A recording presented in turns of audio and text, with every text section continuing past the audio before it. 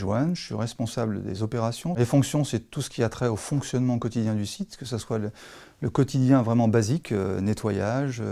enlèvement des déchets, valorisation, maintenance. Et puis après, il y a tout ce qui est lié aux constructions, démolitions ou rénovations de bâtiments. La RT 2012 a apporté un certain nombre de changements, déjà au niveau du monde professionnel. Ça a apporté vraiment une vraie évolution des mœurs des gens qui sont impliqués dans le bâtiment. Donc ça, c'est quelque chose qui a été vraiment très très notable. Après,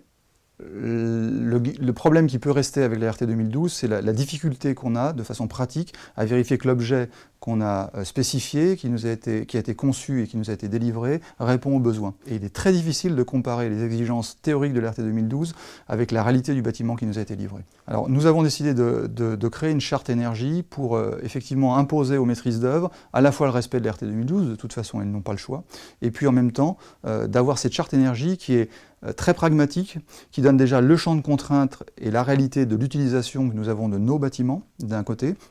qui donne une exigence de performance que l'on veut absolument rendre applicable pour nous, et puis qui donne après la méthode de vérification qu'on va leur imposer de suivre depuis la phase de conception initiale jusqu'à la phase de vie du bâtiment, c'est-à-dire 6 mois après la réception et 1 an après la réception, on fait une vérification sur le terrain de la réalité de la consommation du bâtiment. Alors, l'intérêt de la charte ou de la démarche plus générale qu'on a d'efficacité énergétique, elle est basée, évidemment, ça commence par la réduction de la consommation, alors qu'il y a 2 vertus majeures. Déjà réduction des coûts de fonctionnement, et ça on peut pas se le cacher, c'est quand même un point fondamental dans tous les projets qu'on peut mener. Et on a des objectifs assez clairs de réduction de nos consommations de l'ordre de 30%, et puis aussi de réduction de nos émissions de CO2 de l'ordre de 50%. Alors l'utilisation future du bâtiment, c'est effectivement un des éléments qui est regardé, qu'on essaie d'intégrer aussi,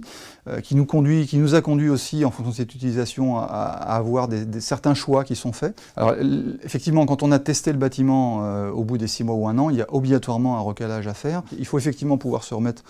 en question déjà aussi en partie au niveau de l'utilisation qu'on fait du bâtiment, parce qu'on sait que même un bâtiment bien conçu et bien réalisé,